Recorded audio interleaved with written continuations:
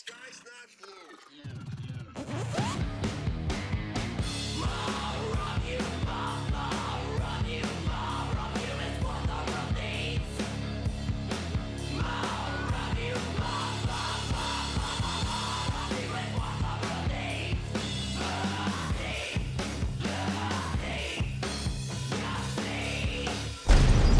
You need to understand that when the time comes, I'm going to be taking over. Welcome back to the Cult House Podcast. I'm your host, the Scholar of Spite and the Saturday Night Delight, Roger Riddell. Joining me today, he's a guitarist best known for his work with the bands Chrome Waves, Deeper Graves, Contrition, Doomsday, Wolvhammer, Abigail Williams, and Nachtmystium. He is Jeff Wilson. How you doing today, Jeff?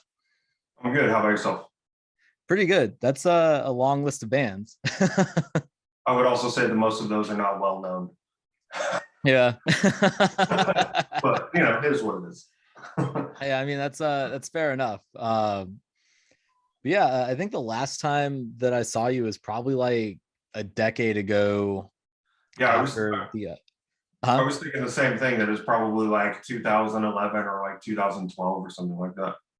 Yeah, I think it was like after that Yakuza Atlas Moth show at Sub T. Because I was like hanging with you and Stavros and Alex and I think like Kim Kelly after that yeah. I remember nothing about that night. I mean, Chicago is kind of one of those places where you typically don't remember too much. I mean, you know, especially like when there's like a giant group hanging out all at once.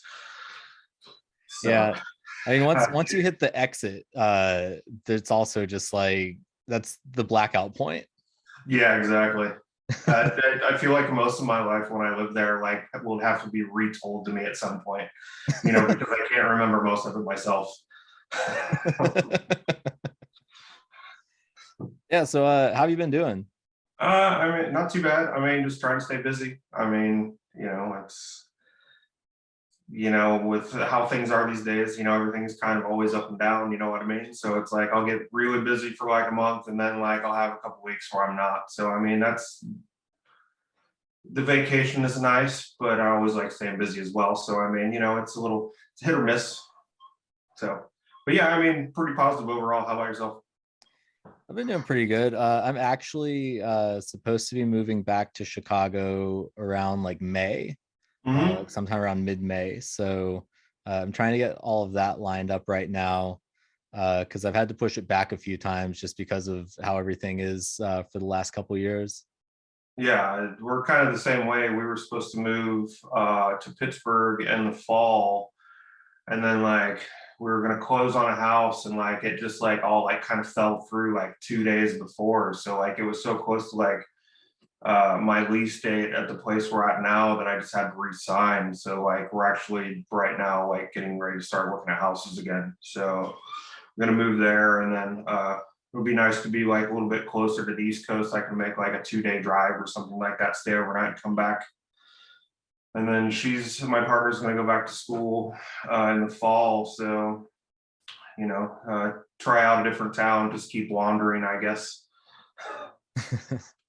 You know, we're gonna go back to Chicago for a while too, but it's like, I don't know, it's just different, and it's so expensive now, and it's like I can't afford to live in a condo, like, because, you know, when we moved to Washington from Chicago before, like I had 3 rents, and I can't afford to have 3 rents again. Yeah, you know, like to live and then work and store all my gear, so it's like it's too much. And I like feel so much different now too, that like I wouldn't even feel a part of it at all. So yeah, I went back and forth about that part of things because it's been maybe like 3 years now since the last time I was in Chicago. But I'm like mostly just banking on the fact that I still know a fair amount of people there. So it's better than DC in the long run. Yeah. I mean, yeah, I mean, I still talk to a fair amount of people there, but I go back, I mean, fairly often just to drop off like merch orders and stuff like that. But it's like, you know, I'll go when like I'll go see Jerome at Cobra Lounge for like 2 hours or something like that, and then I'll just drive back. And because I'm like to the point to like, you know, I'm in my 40s now and I can't really deal with Jerome handing me 12 shots of powers over and over again and like waking up and just like being able to drive home. I would end up there for like 3 days instead of 1. Yeah, so alongside all of the music projects that you do, you also have Disorder Design Co. and Disorder Recordings, and it's like one of the things that I've always kind of respected about you is that like level of hustle that you have with all of these different things. So how do you kind of keep all of that balance with like everything else that you probably have to do just to like get by as an artist? Not very well, to be honest.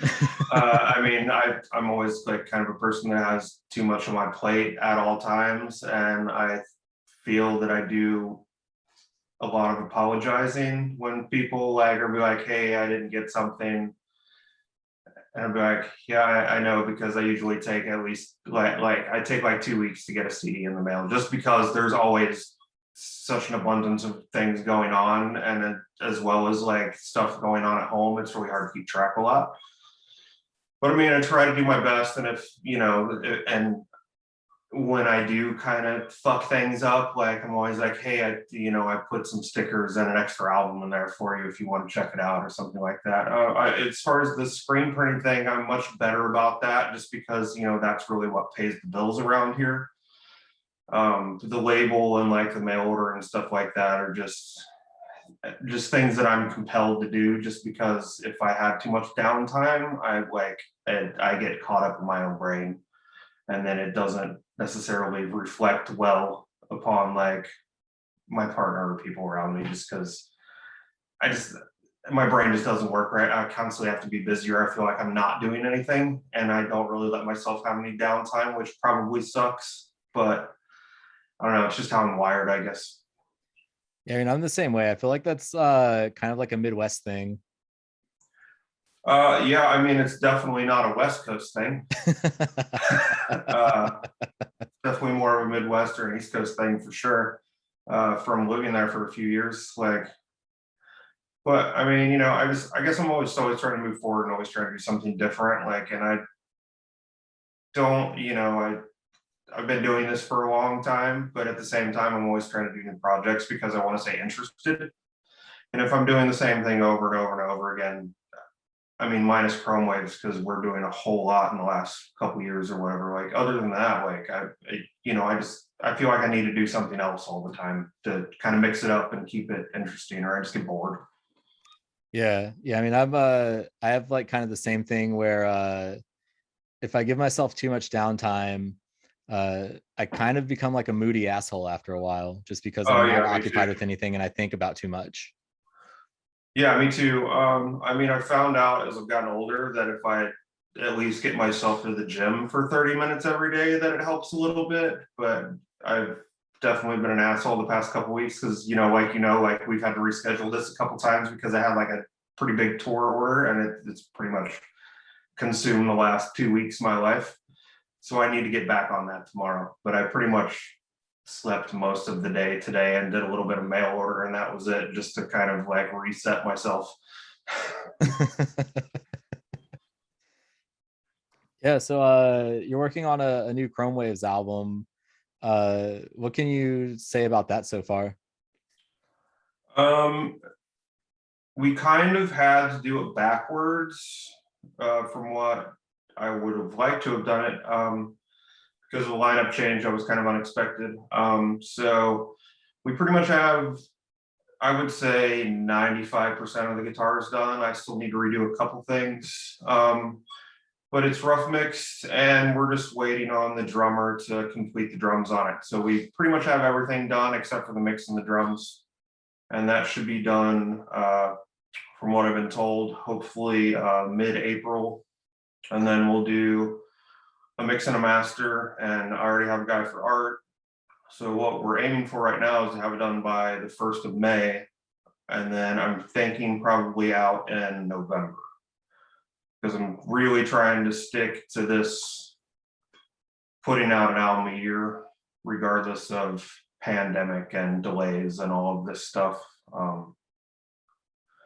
So I mean, things are looking good. I mean, I'm pretty much just waiting for the drums. So, and then it'll be easy from there. So I actually had an offer for someone else to license it to someone in the last 48 hours. So we might go that route, might go just, self-release again. It just kind of depends on the details. So attorney's looking at the contract. So we'll probably know about that in the next week or so.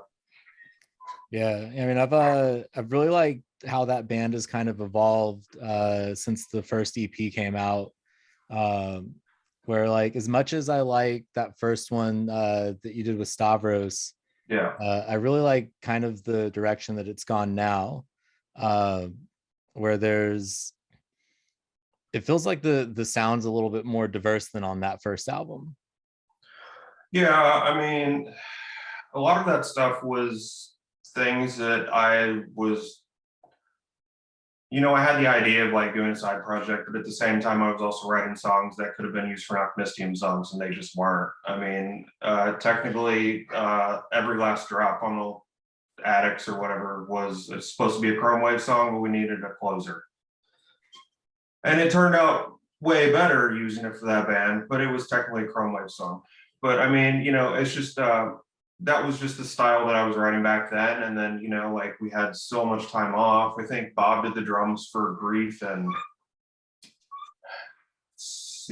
I think the EP came out 10 years ago in like July, I think. And then we didn't even do drums on the next one until I think it was like October, like 2016, I think. So, I mean, there's quite a bit of span there, like where I just couldn't get everyone together to do it. And then like I waited another 2 years to even I just said, fuck it. I'm like, I'm just going to do this because, I quit Wolvhammer, and then Abigail was not a thing for me anymore either. And I just didn't have anything except for side projects. I'm like, fuck it. I'm just going to do this. It's like, I can't get anyone else to do anything. So it's like, and I was writing all of it anyway for the most part. So, I just kind of said, fuck it, and did it. But I mean, it was always like the progression was always something that I wanted to do, but I like taking the progression like moderately slow. I don't want to go from step 1 to step 9 in a year. Would much rather be like go to step 1 and then step 3 and then step 5 and then step 7. You know what I mean? So like the new album is like, I think Rain was, a pretty big leap from 2012, but then the new one, we kind of took it back a little bit where it's a little bit more metal, like there's harsh vocals on it, but I just used, like I'm playing lap steel on it. There's saxophone on it. There's going to be trumpet on it. There's a lot of acoustic on it. So it's a little heavier than the last one, but I mean, we're just experimenting more with different things instead of just guitar. Yeah. So. I mean, like that, the progression thing that you mentioned too, it's kind of like, if Nachtmystium had gone from like Demise straight to Addicts, where Addicts is just like so sonically different than the earlier stuff. Yeah, and I mean, even from Instinct to Assassins was quite a big leap. I mean, to be honest, but I mean, then Addicts was kind of a step before Assassins, I think, at least personally. I mean, it was just, but there's more instruments. You know what I mean? It's not claustrophobic. It's cleaner and more clear, but there's just different things, not just guitar and screaming the whole time, which is, to be honest, this new record is kind of like,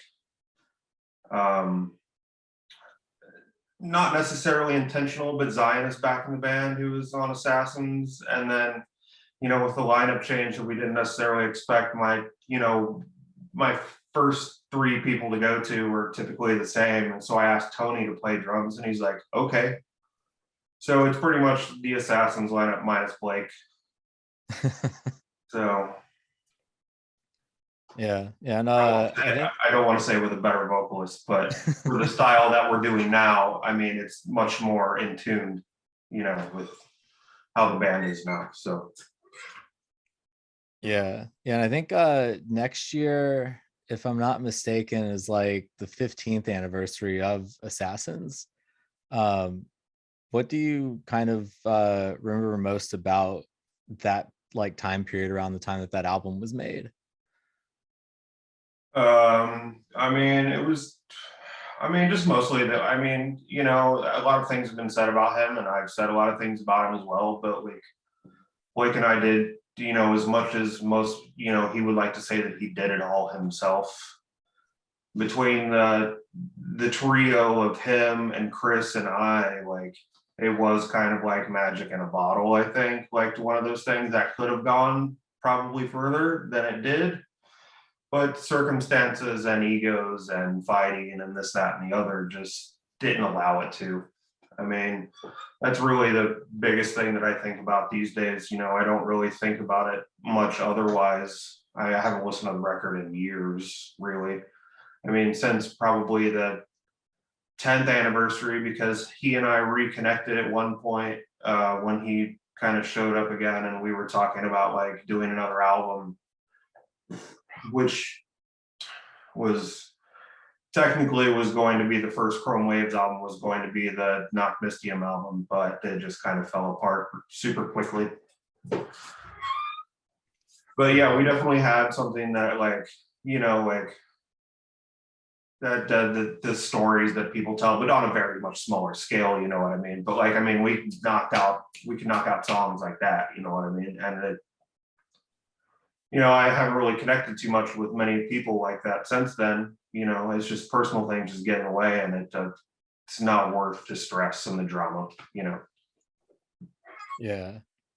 I think the first time that I heard that album, I was still in college in Louisville, and I think it was one of those things where I had read a review in like Revolver, and then I thought that the album cover looked cool, so I was like, okay, I'm gonna check this out. Yeah. And it was one of those things where it just kind of like stuck with me instantly, and I had to hear as much of the band as I could. Yeah. And like there's the best way that I've ever heard anyone describe what happened with that band was that it was every time that it was on the cusp of like any sort of breakthrough kind of success, whatever that looks like, fuck it up. or about yeah it's like constantly grabbing defeat from the jaws of success was, I think, the way that I've heard it described. Well, I mean, we were on a lot of drugs. I mean, a lot of drinking and a lot of cocaine for most of the time that I was in the band.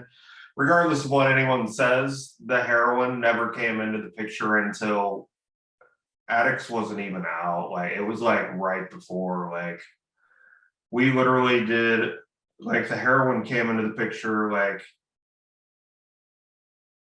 as a main, like as something that was being troubling, like literally like we did a creator tour, I think March, and then we went to Europe directly after in like 2010, and Addicts wasn't even out yet, and I quit in the middle of the European tour.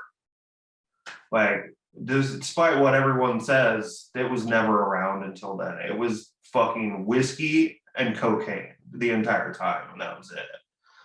Yeah. So, put those two together, and you're just gonna have fights and bullshit all the fucking time. Yeah. As I know, like 10 years later, or 15 years later, or whatever, you know what I mean? Like, I remember around that time, there was the thing that went around where Blake, or what looked a whole lot like Blake, was like animated into Family Guy doing a line of coke with Lois. yeah. I don't remember if I was still in the band when that was happening or not, but yeah, I do remember seeing that around a little bit. Yeah, which was pretty amusing. Yeah, I mean, there was I think that for all of the reputation that the band had, at least you all like kind of made the most out of it for whatever that was worth. I mean, the one t-shirt that always sticks out in my mind too is the white powder not white power one, where it's got the Grim Reaper doing the line off of the coffin. Yeah, that came about, I'm pretty sure, when we got kicked off like the first Cyan Fest or whatever, because someone said we were Nazis or something like that. And we're just like, so we basically made a t-shirt specifically to just poke fun at it. It's really unfortunate of what happened afterwards, because I mean, I do, looking back on it, you know, like I think if I recall, obviously the songs were good, and I mean there was quite a bit of hype around the band, and it's just too bad how things ended up. But at the same time, you know, it's just like we would have killed one another at some point. So, and I mean, there was always so many lineup changes, but I mean, for the 5 or so years that I was in the band, like, I mean, that, you know, we did have some really solid lineups that I think, you know, like if we could have stuck around together, then we could have made some more great stuff. Yeah. Have you worked with Chris Black anymore since then? No, I haven't, but I actually did see him. Let's see, not this past weekend, but the weekend before last, because High Spirits played here, and my friend John, who played in Nachtmystium for a while, and it was in Doomsday, and played on the Contrition album. He's in High Spirits playing guitar now, so I went out to hang out with them. Yeah, about a week ago. So I've talked to him off and on, but I mean, nothing really. Last week was like the most that we've talked in probably 10 years. I mean, he's busy. He's a dad. I mean, he's always got 100 projects too. So, but it was definitely good to see him, just because, you know, it had been a long time since we've been able to like sit down somewhere quiet instead of like a packed like venue or something like that. Yeah, I mean, he's another person who I'm just always impressed with how consistent all of the projects that he puts out are. Well, I mean, he was always the secret weapon with Nachtmystium. I mean, with the vocal lines and the lyrics and all of that, at least when I was in the band. And I know he was a big part of like Eulogy 4 and Instinct Decay and Demise and all of that as well. And I think maybe even Silencing Machine. So yeah, he was always the secret weapon that was always under the radar. Yeah. And he's always been a great arranger, and like just the things that he does, like with the vocals, are just like, that's what made the band, to be honest. Yeah. And so along with the current Chrome Waves lineup, both Contrition and Doomsday have had basically lineups that were all former Nachtmystium members. Is there like some, with all of those musicians, is there something that just like constantly draws you all back together as far as the creative process? As far as Doomsday, it was more of an inside joke, to be honest. Like I said, not that I don't want to talk shit, but yeah, I mean, it started out as more of an inside joke, as like, because this was back when everything was, you know, kind of starting to happen on the negative dramatic metal sucks kind of side or whatever. As far as Contrition album, I just at a certain point, like I had just been trying to get Doomsday to do something again for so long, and having Zion in Chrome Waves now, I just thought that, you know, I still want to do something with John for sure. And then that I wasn't in, you know, I wasn't playing with Wolvhammer anymore. And I always thought Gary was still, you know, a great drummer that I would always like to play with again. You know, it just seemed to make sense to just have Gary play in the band. And then I never actually asked Jerome, or never really thought about Jerome about being the vocalist at all. And then he was like, well, I'll do it one day. And I'm like, okay, yeah, let's do it. Like, I don't know why it had never crossed my mind, but it was like, yeah, let's do it. And then I think a month later, like those two guys came down here and we just kind of finished the tracking, and then I just mixed it in a couple weeks or whatever. And then it just came out like it. I had the songs, I think, since probably like July or so of 2020. And I think we finished it, the vocals and the drums, in like May of 2021, and put the vinyl order in. And I somehow got someone to do it in 90 days, and it came out, I think, October. So it all came together pretty quickly. But it was all like leftover, like it was all leftover like riffs for the most part. That was either going to be a new Wolvhammer album or a new Doomsday album. So yeah. And tell me about Deeper Graves too, because I think out of all your projects, that's probably the one that I'm the least familiar with.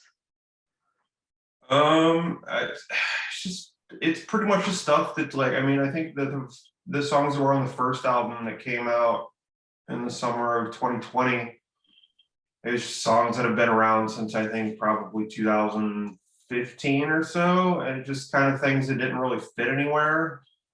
And then I never wanted it to be like a solo thing at all, but I could never find anyone to like commit to putting vocals on anything. Like I literally said a guy at one point, he didn't have an interface at the time. His band is pretty popular now.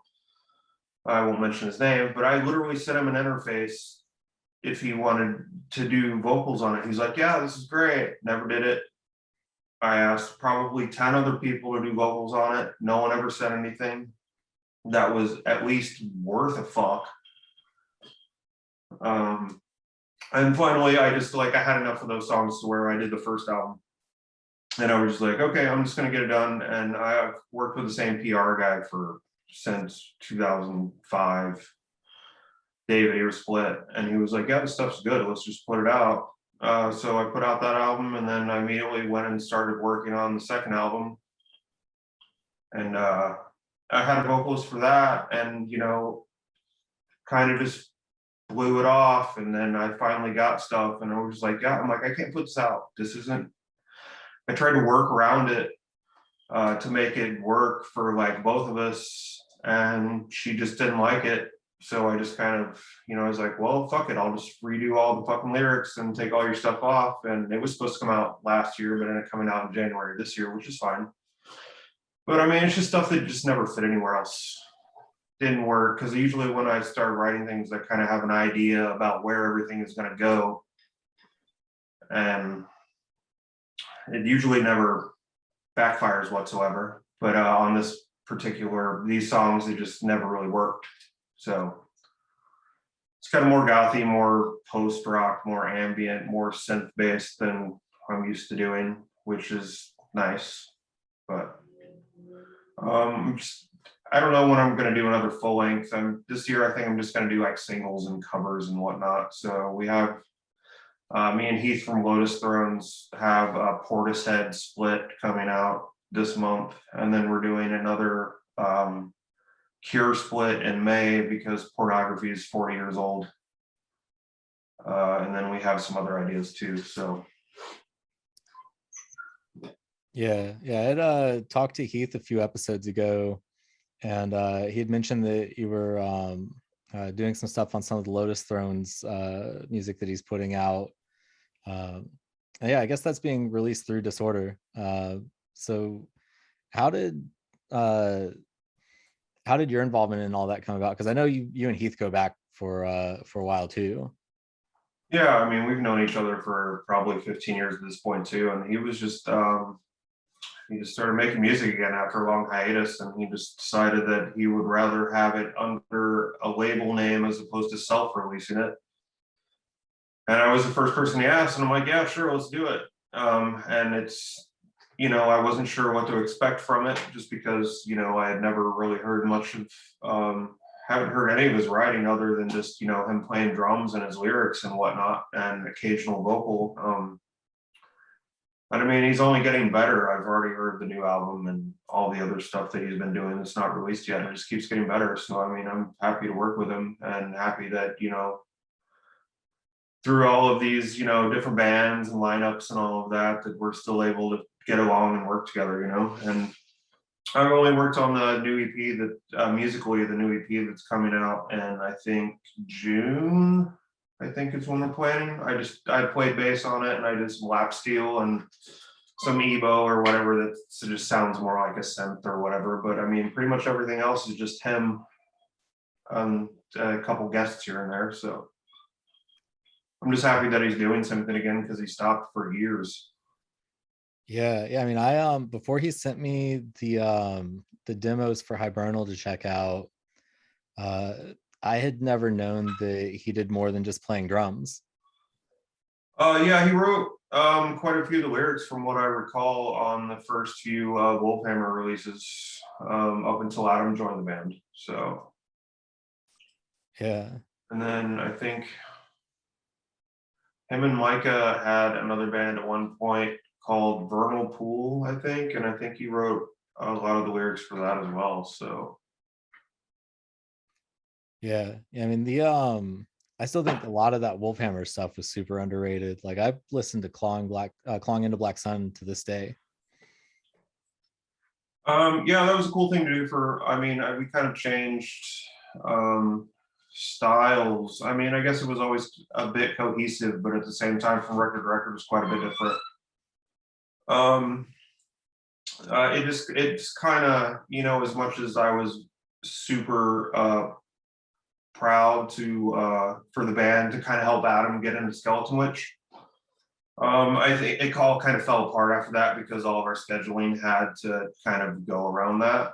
And that's definitely not his fault by any means. And I would, you know, he should be touring with them instead of Wolvhammer. But at the same time, like I'd still like have the perspective of just go, go, go, go, go. You know what I mean? Yeah. So we butted heads quite a bit on that. And then at one point, you know, I just gotten to the point where I'm like, I can't work around these people anymore. I'm just gonna do my thing. I got tired of it, you know. And it's not his fault it's not his fault at all. It's just, you know, he had to go where the money was and where the crowds were, you know what I mean? Yeah. I don't blame him whatsoever. But I mean, I do think there were quite a few good songs, and I mean, we were also branching out a little bit with that band too on the last couple records. Yeah, I mean, it is what it is. I don't ever really see that ever being a thing again, but you know, it's just kind of moved on to we've all kind of moved on to other things, and everyone's always doing great bands, everyone in the band. So I think everyone's probably just happier. The last label deal that we signed was fucking dog shit. So, you know, that didn't help either. Yeah. And our last booking agent was fucking horse shit too. Fuck that guy. He knows who he is. You know, you mentioned, you know, the sound progressing a little bit on each album being a little bit different. How much at the like front of your writing process is that sort of mindset? Because it seems like there's usually there's the bands that kind of sound the same from album to album and like never really try anything new. And then there's the ones that kind of reinvent themselves a little bit each time and keep things interesting. I mean, if people were to pay attention closely enough, I mean, all the guitar parts are always the same, but what's put on top of those bed parts are always try to be a little bit different from album to album. I mean, you can take a guitar and you can play, you know, listen to any song that I've written for most bands, what's any of them. You know, it always goes from 7th fret to 3rd fret because that's just the progression that always hits me in the head that sounds like, I don't know. But anything on top of that is always something different. And like, I think more of a drum thing than I do guitar. I think drums are more important than guitar. So, you know, I can write the same riff all day long, but I can change the drum beat over the top of it. And that's what makes the song different. And, you know, other than me saying that I haven't really heard anyone complain other than saying that something sounds like Catatonia or something like that, really, which is a compliment enough for me. So, but I mean, trying to be different, I mean, everything always starts out on music. So, I mean, it's just getting the bass parts down, and then, you know, we'll either make the guitar tone not as heavy, or just like the last Chrome Waves album, we didn't want to put clean vocals on anything, even though they ended up on one song. But it just kind of works like that. Or like this one doesn't have cello, or, you know, we're going to make rock songs instead of metal songs, or it's going to be post-punk instead of this. I mean, otherwise, I mean, I just write songs. I mean, sometimes I'll only write one song a month. Sometimes I'll sit down and write 4 a night. It just kind of depends. You know, it doesn't, never really a plan. They just kind of go where they go. Yeah. Yeah, I mean, what you said about the drum parts mattering more too makes a lot of sense too. Because and it's probably why it's so hard to find a good rhythm section for a band. Yeah. I mean, Zion being in this band has completely made so much difference. I mean, I've always thought Zion was a great bass player, but like since having him on the last record and the new record, and now like he's sending me bass lines, he's just sending me bass lines by themselves, and I'm just he was like, oh, we should use this as like as an ambient part or something like that. I'm like, no, we should just write a song around this because I can already hear the drum beats in my head. It's so much better to have a bass player that's competent and writes great shit instead of just being like me who plays like, oh, cool, I did an octave up instead of an octave down, which was like the first 2 albums, you know what I mean? So, and then, I mean, Dustin was always a great drummer, and he had ideas on the albums too. But I mean, he does so many other things as well. And Demiricus is back together, and he's booking, you know, he's promoting at this venue, and he's doing like his DJ shit and like electronic shit. I mean, you know, he thought his time was better spent elsewhere, and that's totally fine too. You know, nothing bad to say about him. But yeah, it's definitely, I mean, a drummer is the most important person in your band. If you don't have a good drummer, you don't have a good band. And fortunately, I've worked with a lot of great drummers. Yeah. And it's really kind of like if you think about every huge band over the last like at least the last 40 years, they all had a really good like show drummer. Yeah. I mean, I played with the best ones and I played with some bad ones too. And the bands that always had the better drummer was always the better band. You can fuck up on guitar all day long, but if you fuck up on drums, everyone's gonna know. Yeah. And I mean, that was like, you know, like we were talking about Nachtmystium earlier, like this is what I remember about. Another thing I remember about Assassins is Tony was always a great arranger. And that's why he's always been on top 3 for me to ask, you know, to like, if you ever have time to do an album again, let's do it. And I texted him and he was like, yeah, let's do it. And I'm like, yeah, that's great. And never looked back really, even though my mind is always time sensitive and like, we got to get this done now. Like, yeah, I can wait on you because he's that good. Yeah. I mean, that's kind of like ties to something that I talked to Heath about, where we went off on like a Metallica tangent, because for as much shit as people give Lars Ulrich, he's really good at arranging all those songs that everyone loves. Well, I mean, that's the thing that most people, you know, they don't really consider. It's always the person that's writing shit. But I mean, like, look at Yngwie. Look how much he shreds. But listen to one of his songs, it's fucking garbage. Let's be honest. Most of it's garbage. But I mean, and you know, like you can always write 15 riffs for a song, but do they really all need to be there? I mean, you know, we like, you know, I've as I've gotten older, like I remember when I was like in my 20s or whatever, I was always trying to put like, you know, like 7 or 8 different parts in a song because I thought that made you like a better guitar player. Now I've just realized that I'm not a guitar player. I just rather write songs. So it's like, if I got like 4 parts in a song, that's enough, because that's what, to me, I mean, I remember the hook. I don't remember, oh, that great solo or like how many notes he played. Like, give me a hook and that's it. You know, and make the parts around the hook good too. Don't just put a bunch of parts in a song. And it's, you know, how techie everything is these days. It's just like, it's fucking boring to me. It's like, write me a good part. Yeah. And surrounded by other good parts, you know. And I think that's, you know, that's the thing that kind of makes Chrome Wave stand out from a lot of bands, is like, we're trying to make every part good and nothing filler, even if songs are 8 minutes long. Yeah. Yeah. So recently you launched Black Cat's Curations to offload some of your taxidermy. What all are you putting out there through that?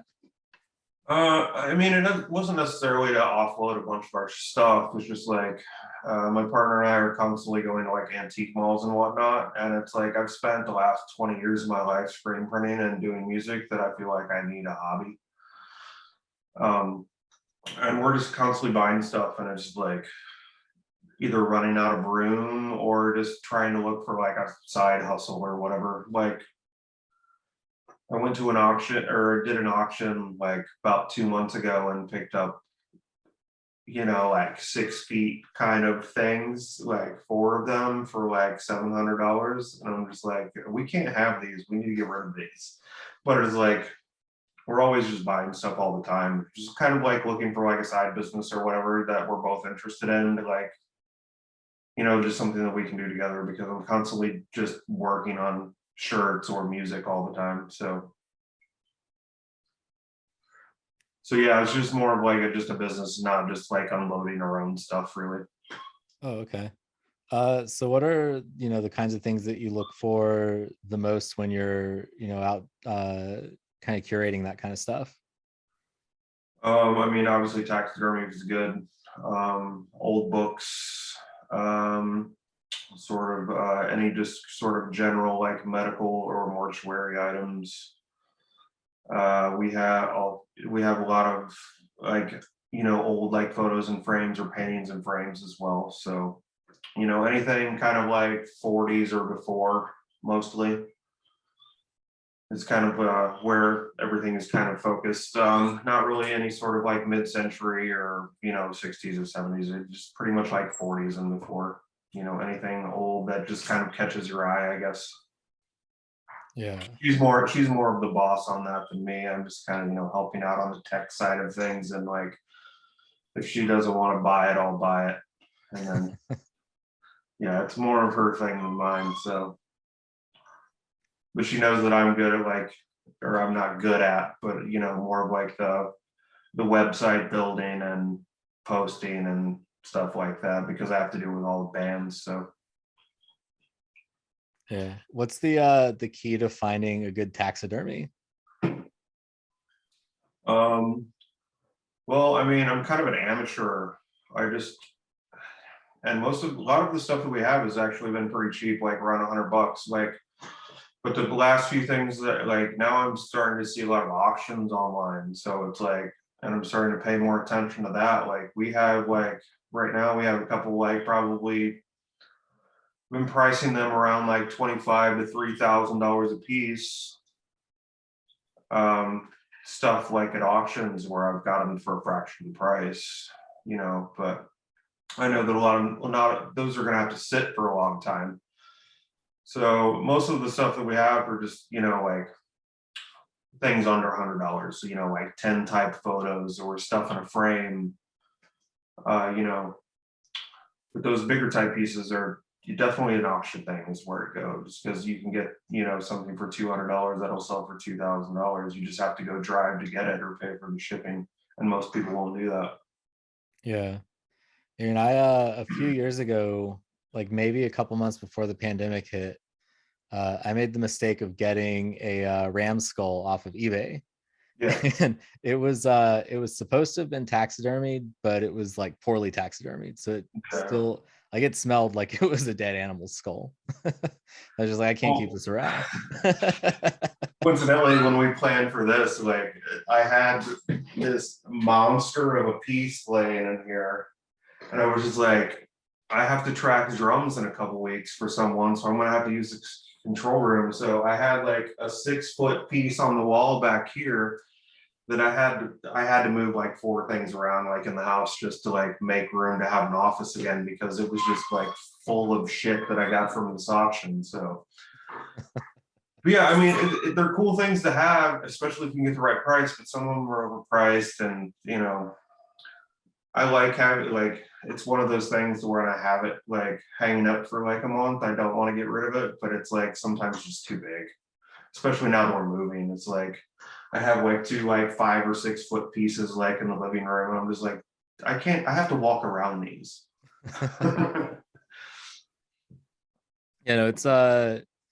It's always kind of a risk, like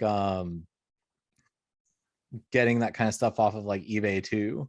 Yeah. Where sometimes the people that are putting it up might just be like trying to teach themselves taxidermy, and Well, they might not have fully properly done it.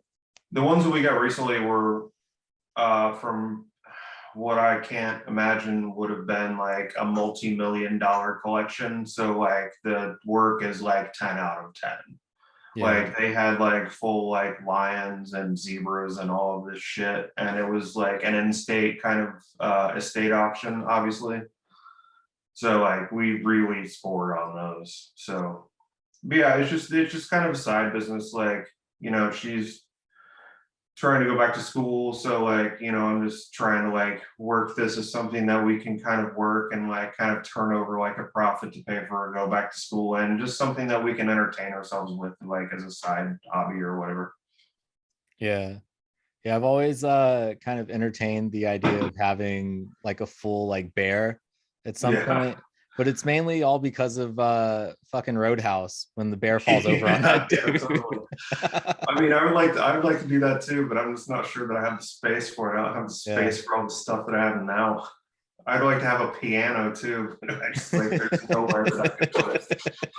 You know, hopefully after we move, we'll see. Yeah.